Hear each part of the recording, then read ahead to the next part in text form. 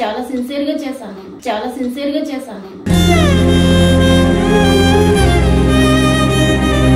వేరే అమ్మాయితో తిరుగుతున్నాడు సార్ తను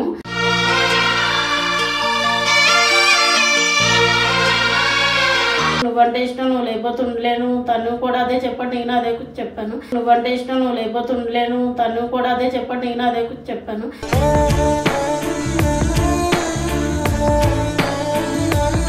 నువ్వు ఎంతమందితో తిరుగుతున్నావు, ఎంతమందితో చేస్తున్నావు, నేను డ్యూటీకి వెళ్ళిపోయిన తర్వాత నువ్వేం చేస్తున్నావు, నాకే ప్రెగ్నెన్సీ వచ్చిందా? నువ్వు ఎంతమందితో తిరుగుతున్నావు, ఎంతమందితో చేస్తున్నావు, నాకే ప్రెగ్నెన్సీ వచ్చిందా?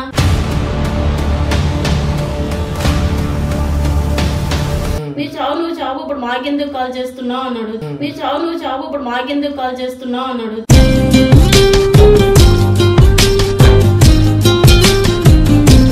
చనిపోద్దామనంటే బేబీ గురించి ఆలోచిస్తున్నా, ఏం చెయ్యాలో ఏంటో తెలియట్లేదు సార్. చనిపోద్దామనంటే బేబీ గురించి ఆలోచిస్తున్నా, ఏం చెయ్యాలో ఏంటో తెలియట్లేదు సార్. వద్దు సార్, నాకు మీరు మాస్క్ వేయొద్దు, నా గురించి అందరికీ తెలియాలి. వద్దు సార్, నాకు మీరు మాస్క్ వేయొద్దు, నా గురించి అందరికీ తెలియాలి.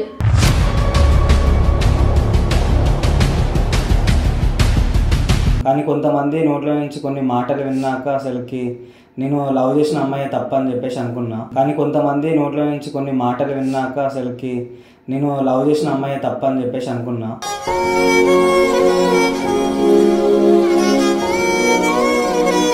నాకు ఆమె అంటే మనస్ఫూర్తిగా ఇష్టమే, పెళ్లి చేసుకోవడానికైనా సరే నేను రెడీ. నాకు ఆమె అంటే మనస్ఫూర్తిగా ఇష్టమే, పెళ్లి చేసుకోవడానికైనా సరే నేను రెడీ.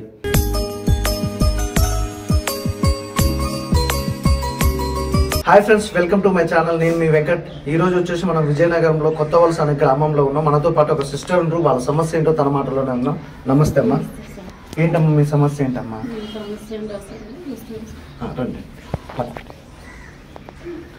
ఏంటమ్మా అసలు మీ ప్రాబ్లం ఏంటి? ఇది మీ రూము. ఓకే, రెంట్కుంటున్నామా? రెంట్కుంటున్నాం సార్, నేను ఇంకొక అమ్మాయి ఉంటున్నాం. ఓకే చూడండి. ఓకే, ఇది మీ రూము. రెంట్కుంటున్నామా? 10,000 సార్ రెంట్కుంటున్నాం. 10,000 రూపీస్ రెంట్కుంటారు. ఓకే, ఏంటమ్మా అసలు నాకు కాల్ చేయడానికి ప్రాసెస్ ఏంటి? మీ సమస్య ఏంటి? నా సమస్య అంటే నేను ఒక అబ్బాయిలో వచ్చేసాను సార్. చాలా సిన్సియర్ గా చేశాను నేను.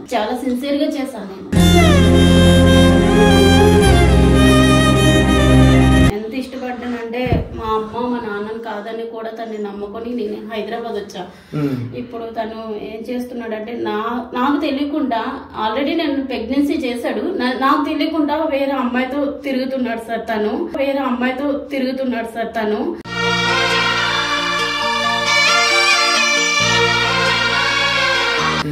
మీ వీడియోస్ నేను చాలా చూస్తున్నా. ఇలా మీ సపోర్ట్ నాకు కావాలి అని అడుగుతున్నాను సార్. మీకు కాల్ అసలు మామూలుగా ఏమైంది అంటే ఇప్పుడు మళ్ళీ ఇక్కడ రావడం ఏంటి? హైదరాబాద్ లో ప్రేమించడం అంటే ఏంటి అసలు? నేను అంటే నాకు తను ఫేస్బుక్ లో పరిచయం. ఒక అబ్బాయి నీకు ఫేస్బుక్ లో పరిచయం అయితే నేను చూసుకుంటాను అంటే నాకు చాలా ఇష్టం అన్ని చెప్పారు సార్. నాకు కూడా తన మీద ఇష్టం పెరిగితే నేను కూడా నాకు నువ్వంటే ఇష్టం, నువ్వు లేకపోతే ఉండలేను, తను కూడా అదే చెప్పండి, నేను అదే చెప్పాను. నువ్వంటే ఇష్టం, నువ్వు లేకపోతే ఉండలేను, తను కూడా అదే చెప్పండి, నేను అదే చెప్పాను.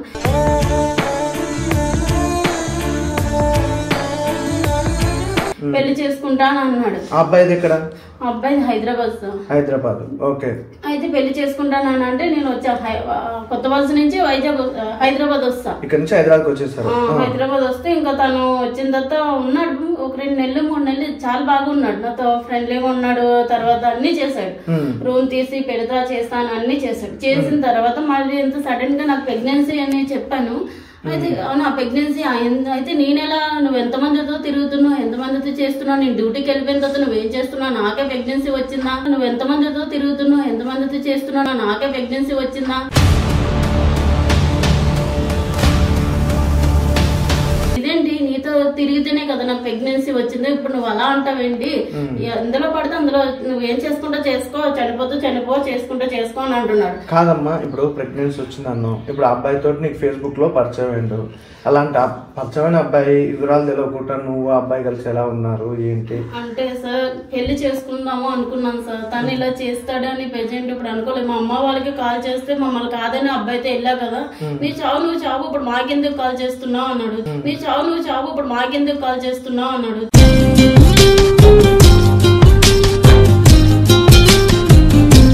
ఈ అబ్బాయితో ఉన్నది మీ ఇంట్లో వాళ్ళకి తెలుసు అన్నమాట. తెలుసు కానీ అబ్బాయి వాళ్ళ ఫ్యామిలీలో తెలీదు. ఆ అబ్బాయి ఇంటికి తీసుకెళ్ళు మీ అమ్మ వాళ్ళకి చెప్పు అని అంటే నేను ఎందుకు చేసుకోవాలి, నువ్వు ఎవడెవరితో తిరిగావు, నాతో ప్రెగ్నెన్సీ వచ్చిందని గ్యారంటీ ఈ మాట అంటున్నాడు. వాళ్ళ పేరెంట్స్ కానీ మీరు చేయడం కానీ కలవడం కానీ మాట్లాడడం ఎప్పుడు కలవలేదు సార్. వాళ్ళ పేరెంట్స్ తో ఎప్పుడైనా తీసుకెళ్ళు అంటే మా అమ్మలు నన్ను పంపించడం మళ్ళీ బయటికి ఇలా అలా ఏవేవో కారణాలు చెప్తాడు. ఎప్పుడు తీసుకెళ్ళమన్నా అసలు తీసుకెళ్ళడు.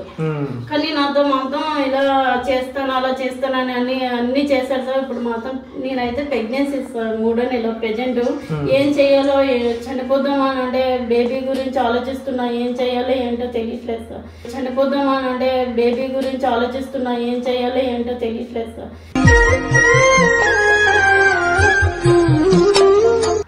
ఇప్పుడు ఏం కావాలమ్మా నీకు? నాకు ఇంకేం లేదు సార్. మీరే నాకు సపోర్ట్ చేసి మా ఇద్దరికి కొంచెం న్యాయం చేస్తారు అని అనుకుంటున్నాను. ఇంకేం లేదండి. మీ వీడియోస్ కూడా నేను చూస్తున్నా, చాలా వీడియోస్ లేడీస్ తో మీరు చేస్తున్నారు. అందరికి మాస్కులు వేస్తారు సార్. నాకు మాత్రం మీరు మాస్క్ వేయకండి. అసలు ప్రపంచానికి నాలాంటి వచ్చే ఇబ్బంది ఏ ఆడపిల్లకి రాకూడదని నేను కోరుకుంటున్నాను. అంటే ఇక్కడ మేము మాస్క్ వేయడానికి కారణం ఏంటంటే ఏ అమ్మాయికైనా అంటే ఇలాంటి సమస్యలు కానీ ఏదైనా వస్తుంది కదా, అలాంటి వల్ల మేము మాస్క్ వేయడం జరుగుతుంది. వద్దు సార్, నాకు మీరు మాస్క్ వేయొద్దు, నా గురించి అందరికీ తెలియాలి. వద్దు సార్, నాకు మీరు మాస్క్ వేయొద్దు, నా గురించి అందరికీ తెలియాలి.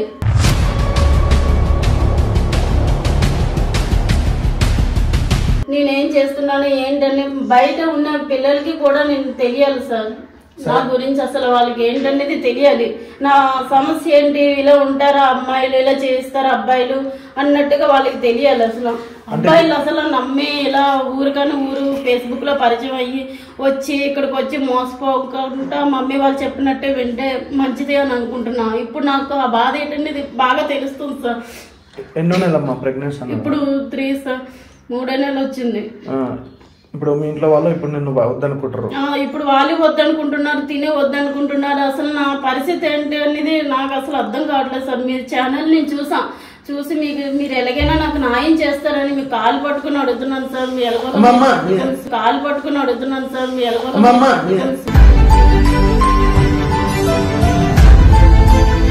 కాదమ్మా, ఇప్పుడు నీకు అబ్బాయి నేను మ్యారేజ్ చేసుకోలేడు అంటే అంతేనా? ఇప్పుడు అబ్బాయి చేసుకుని అంటున్నాడు సార్.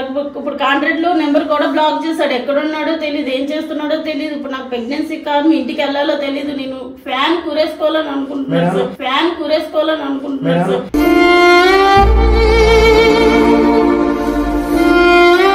సరే, నీకు ఖచ్చితంగా 2-3 days ఎలాగైనా తనని తీసుకొచ్చి నీకు మ్యారేజ్ చేపిస్తే అడుగుతాం. ఫస్ట్ అయితే నేనైతే అడుగుతా, తర్వాతకి తన ప్రాబ్లం ఏంటి, తన డౌట్స్ ఏంటో అడిగాక చూస్తే మా అమ్మ వాళ్ళు కూడా రానివ్వట్లేదు సార్. ఏం చెయ్యాలో అసలు అర్థం కావట్లేదు. తిని చూస్తే తిని కూడా ఫోన్ లిఫ్ట్ చేయట్లేదు. తిని అంటున్నాడు చనిపో, నువ్వేం చేసుకుంటూ చేసుకో, నువ్వు ఊరేసుకుంటే నాకు అనవసరం, నువ్వేం చేసుకుంటూ చేసుకో, మా అమ్మ వాళ్ళు నాకు వేరే పెళ్లి చేస్తున్నారు.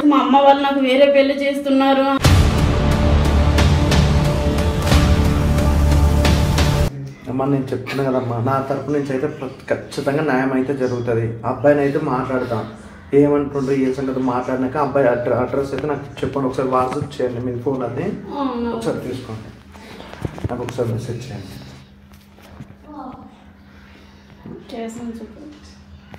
ఒకసారి ఎట్లా పెట్టి ఒక ఫోటో పెట్టరు, ఒకసారి అబ్బాయి ఫోటో నాకు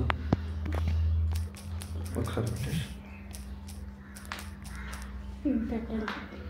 ఓకే సార్, నేను ఖచ్చితంగా ఎలాగని మాట్లాడాక మీకు కాల్ చేస్తా, మీతో మాట్లాడతా. ఒక 1-2 days అయితే నాకు మాత్రం మీరు మాస్క్ వేయొద్దు సార్. అసలు అందరూ ప్రెజెంట్ లేడీస్ వేసినట్టు నాకు మీరు మాత్రం మాస్క్ వేయకండి.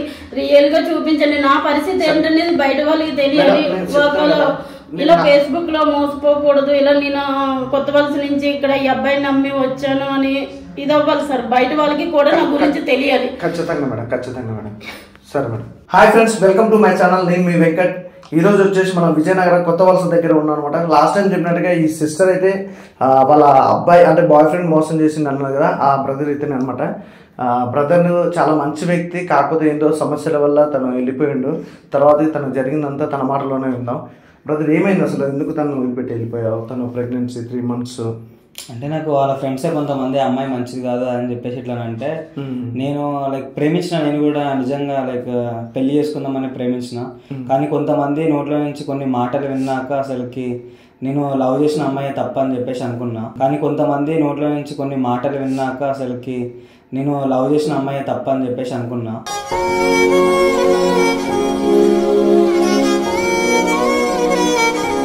సో ఇప్పుడు మీరు ఏదైతే చెప్పారో లైక్ అమ్మాయి ప్రెగ్నెంట్ అని, నాకు చాలా ఆనందం అనిపించింది. తర్వాత ఆమె చెప్పినప్పుడు కూడా లేదో నన్ను ఆట పట్టిస్తుంది లేకపోతే అది అని చెప్పేసి నేను అనుకున్నా. కానీ నిజంగా ఆమె ప్రెగ్నెంట్ అంటే నేను పెళ్లి చేసుకోవడానికి రెడీ నేను. కానీ ఎవరో మాటలు విని నేను ఈరోజు అమ్మాయిని ఈ స్టేజ్లో ఉంచిన, అది మాత్రం నా తప్పే. కంపల్సరీ మీరు ఇంకా పెళ్లి చేసుకోవాలని ఉంటారు, కంపల్సరీ చేసుకోవాలి. అట్లా నేను చెప్పినాను కాదు, అంటే తన చెప్పింది నాకే మనస్ఫూర్తి ఇష్టం ఉంది. అంటే ఆమె చెప్తుంటే ఏదో ఆట పట్టిస్తుందిలే అని చెప్పేసి నేను అనుకున్నాను. డైరెక్ట్ నేను చేసుకోను అదే ఏమన్నాడమ్మా? అదే చేసుకోను, నువ్వేం చేసుకుంటే చేసుకో. వేరే వాళ్ళతోటి తిరిగావా? వేరే వాళ్ళతో తిరిగి ప్రెగ్నెన్సీ వచ్చింది. వేరే వాళ్ళతోటి తిరిగావా? వేరే వాళ్ళతో తిరిగి ప్రెగ్నెన్సీ వచ్చింది.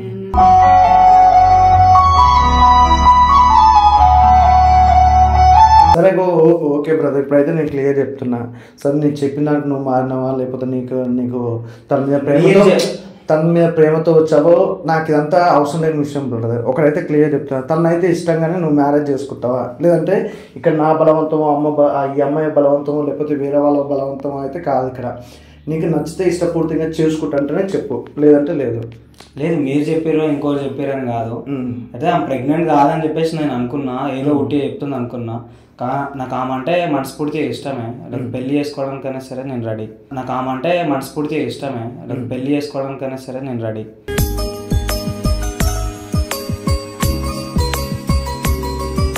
అబ్బాయి అయితే నువ్వైతే ఏదో కొన్ని మాటలు అన్నావు, ఏమన్నాడు ఇట్లా అన్నాడు సోవన్ ఆ మాటలు మళ్ళీ రావద్దు. అంటే రేపన్నాడు లైఫ్లో కూడా ఆ అబ్బాయి కానీ నువ్వు కానీ ఇలాంటి మాటల గురించి మళ్ళీ తోడుకొని మాట్లాడుకోవడం, ఒకరిని తిట్టుకుంటే మీ లైఫ్ అనేది ఆగమైపోతుంది. ఇంతసేపు ఏదైతే జరిగిందో బ్రదర్ అదంతా పోనీయండి. ఇప్పుడు ఆ అమ్మాయిని నువ్వు అనుమానించావా, లేకపోతే ఈ అమ్మాయిని నేను ఏమన్నా అన్నదా, ఇవన్నీ మనసులో పెట్టుకోకండి. కొత్త లైఫ్ స్టార్ట్ చేయండి, చాలా డిఫరెంట్గా మంచిగా ఉంటారు. కొత్త లైఫ్ స్టార్ట్ చేయండి, చాలా డిఫరెంట్గా మంచిగా ఉంటారు.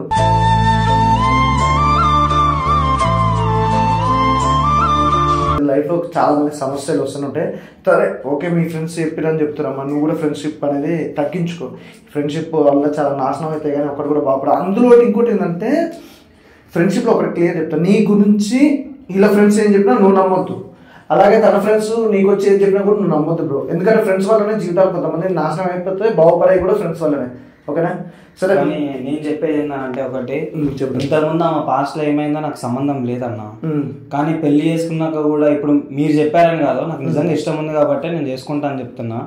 సో ఇంకా ఫ్యూచర్ లో కూడా ఇట్లాంటి రూమర్స్ అవన్నీ క్రియేట్ చేసుకుంటే, ఇప్పుడు నేనైతే నాకు ఇష్టం ఉంది కాబట్టి సరే వాళ్ళు రూమర్స్ చెప్పినా సరే నాకు అమ్మాయి ఇష్టం ఉంది కాబట్టి నేను చేసుకుంటున్నా. కానీ నా ఫ్యామిలీ, నా చుట్టాలు వాళ్ళందరూ తెలుస్తుంటే బాగుండదు కదా. సో ఇకపైన ఫ్యూచర్ లో ఎటువంటి డిస్టర్బెన్స్ తీసుకొని రాను అని చెప్పేసి అంటే నేను కంపల్సరీ ఇప్పుడు పెళ్లి చేసుకోవడానికి రెడీ. పైన ఫ్యూచర్లో ఎటువంటి డిస్టర్బెన్స్ తీసుకొని రాను అని చెప్పేసి అంటే నేను కంపల్సరీ ఇప్పుడు పెళ్లి చేసుకోవడానికి రెడీ.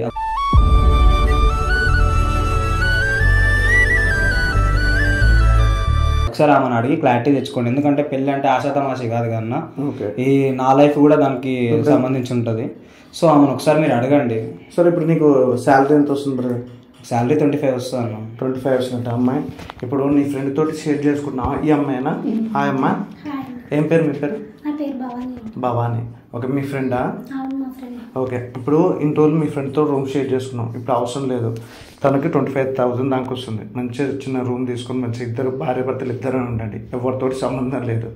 అలాగే అని మళ్ళీ మీ ఫ్రెండ్స్ చెప్పినని మీ ఫ్రెండ్స్ని కూడా తీసుకురాకండి ఇంటికి. జెన్యున్గా మంచిగా ఉన్న వాళ్ళు ఉంటారు కదా, ఫ్యామిలీ రిలేషన్స్ అంటే ఫ్రెండ్షిప్లో కూడా వాళ్ళకి పెళ్ళి అయ్యి భార్య పిల్లలు ఉన్న వాళ్ళు అలాగే మీ ఫ్రెండ్స్ సర్కిల్లో కూడా భార్య పిల్లలు అంటే అట్లా ఫ్రెండ్స్ ఉంటారు కదా, అలాంటి వాళ్ళని తెచ్చుకోండి. ఎందుకంటే వాళ్ళకి ఫ్యామిలీ బాధ్యత తెలుస్తుంది, ఫ్యామిలీ అంటే ఏంది, పిల్లలు అంటే ఏంది, ఖర్చులు ఎలా ఉంటాయి ఏందని క్లియర్ తెలుస్తుంది. అట్లా ఉండాలి. కానీ లేకపోతే ఇప్పుడు ఈ ఫ్రెండ్స్ ఎలా ఉంటారు అంటే తాగుదాం తిందాం ఆ జీవితం నాశనం చేయడం. ఇంకోటి నేను అమ్మతో 3 months దాకా ఉన్నా. నేను ఉన్నప్పుడు కూడా అమ్మకి ఫ్రెండ్స్ అనే పేరుతో మళ్ళీ ఒకటి ఎప్పుడైనా ఎన్ని నెలలు ఇప్పుడు నీకు దూరం ఉండే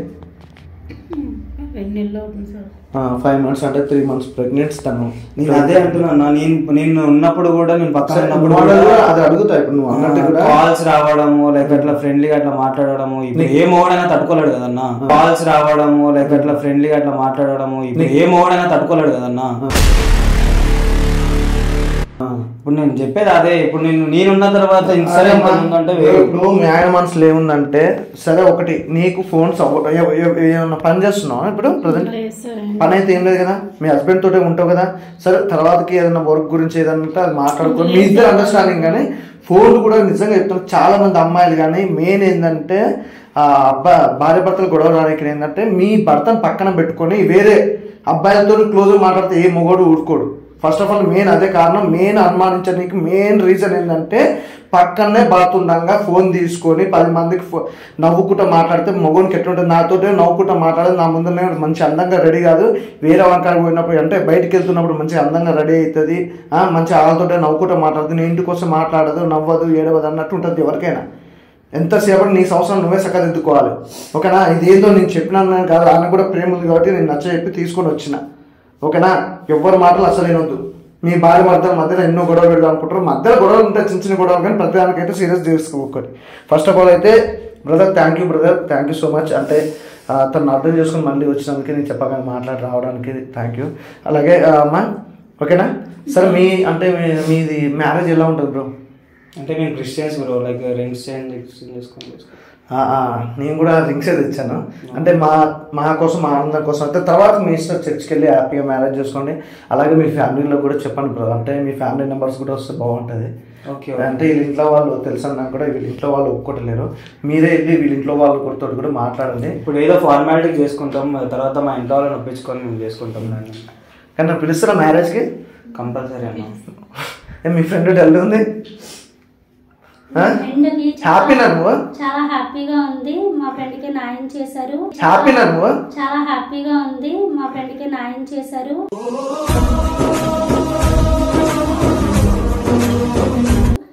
న్యాయం జరగదని చాలా ఏడ్చింది, చాలా బాధపడ్డది. సో ఈ రోజు చాలా న్యాయం చేశారు. మీలాంటి వాళ్ళు ఉండబెట్టి ఇలా న్యాయం జరిగింది. థ్యాంక్ యూ సో మచ్ అండి. ఏది మీ స్లాంగ్ డిఫరెంట్? మీది ఎక్కడ? అది వైజాగ్. వైజాగా? ఓకే ఓకే సరే బ్రో, నాకు టైం అయింది. మీ హ్యాపీనెస్ కోసం అయితే రింగ్స్ తీసుకొచ్చా. ఓకే, ఇది అమ్మ అబ్బాయిది బ్రో, ఇది నా హ్యాపీనెస్ కోసం అంతే. అదే ఇవ్వు. నేను రింగ్ పెట్టే ముందు ఒకటే చెప్తున్నా నీకు, లైక్ లైఫ్ లాంగ్ నన్ను మంచిగా చూసుకొని ఉంటా అంటే ఏదో ఫోన్స్ కాల్స్ అవి ఇవి చేస్తా అంటే మాత్రం కంపల్సరీ నేను ఇప్పుడు కూడా చేసుకోను. లైక్ ఈ అన్న ఇప్పుడు ఉన్నాడు కదా, ఆయన ముందరనే చెప్పు, లైక్ లైఫ్ లాంగ్ హ్యాపీగా ఉంటా అంటేనే చేసుకుంటా. నోరు తెరిచి చెప్పు.